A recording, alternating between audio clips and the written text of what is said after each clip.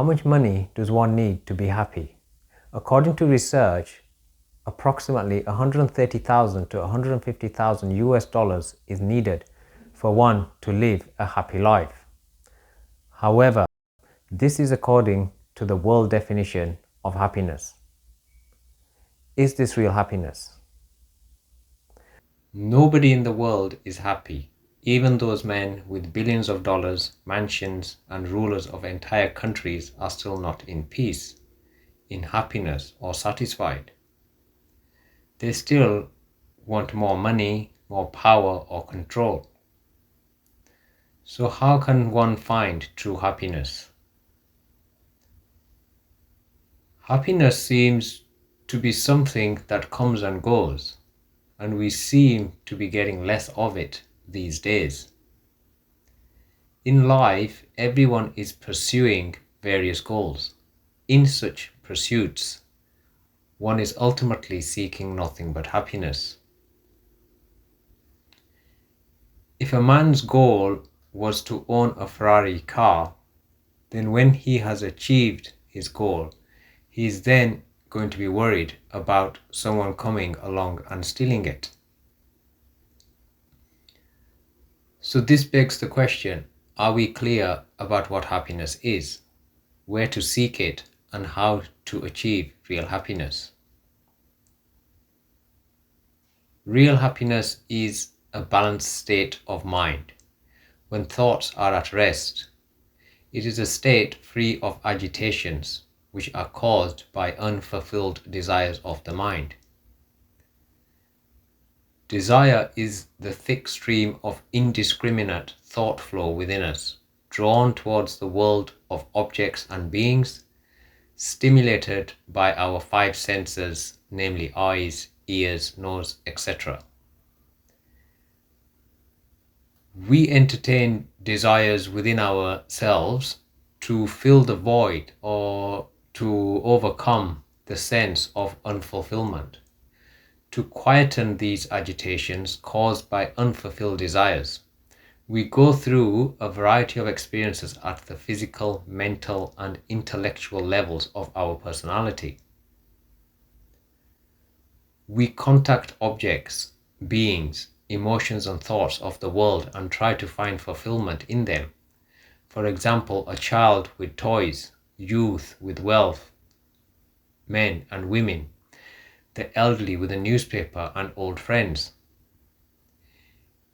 If our desires are fulfilled, we are happy, and if not, then we are in sorrow. But man has to face two tragedies in life. One is when his desire is fulfilled, and the other is when it is not. In both cases, he ultimately faces mental agitations.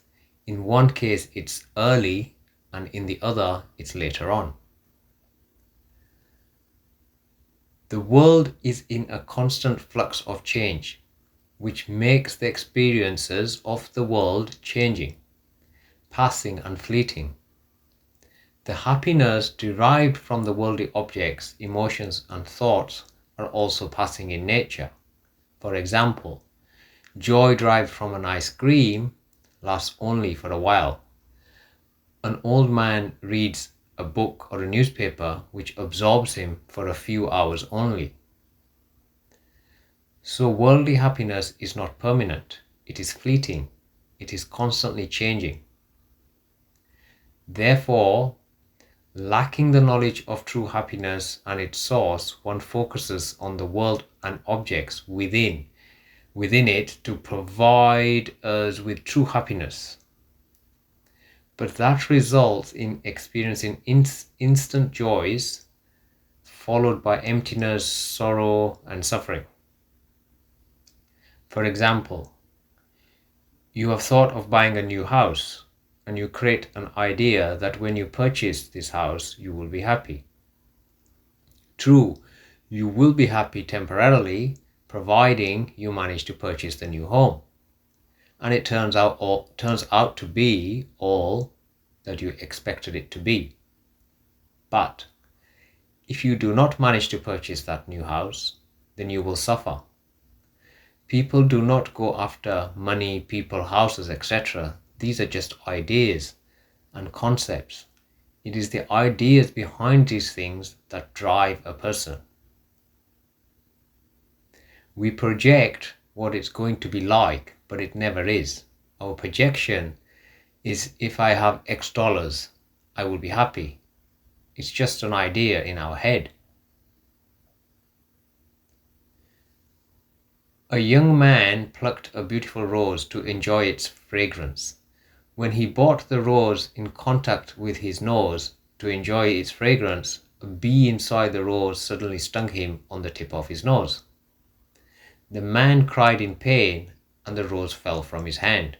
In reality, there is not a rose of pleasure that does not have a bee of injury concealed within it. Indiscriminate pursuit of pleasure objects invariably comes against a law of neutralization. This means it is a state where any further contact with the object gives no more happiness, whereas abstinence or absence creates sorrow. A person in the midst of riches and plenty may remain dull and bored, yet the absence of these would generate sorrow. A regular alcoholic in contact with alcohol gets no more pleasure, but keeping him away from alcohol brings him suffering. True happiness, we should realize, does not belong to the realm of the physical, emotional, or intellectual levels of our personality. It belongs to our true nature. Beyond the levels of our body, mind, and intellectual lies our real self, our supreme nature, the source of infinite happiness, the being within us. We people don't want to suffer, we want happiness. But in fact, happiness is just a refined form of suffering. You can compare both happiness and suffering to a snake.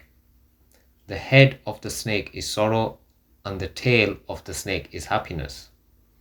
The head of the snake is really dangerous. It has the poisonous fangs. If you touch the head, the snake will bite you straight away. But never mind the head. Even if you go and hold the snake from its tail, the snake will turn around and bite you just the same, because both the head and the tail belong to the one snake. In the same way, both happiness and sorrow, or pleasure and sadness, arise from the same parent, namely wanting. So when we are happy, the mind isn't peaceful. It really isn't. For instance, when we get the things we like, such as wealth, prestige, praise, or happiness, we become pleased as a result. But the mind still harbors some uneasiness because we are afraid of losing it. The very fear isn't a peaceful state. Later on, we may actually lose the object, and then we will really suffer. If you enjoyed this video, then please hit the subscribe button just below and turn on your notifications so you are notified of my next video.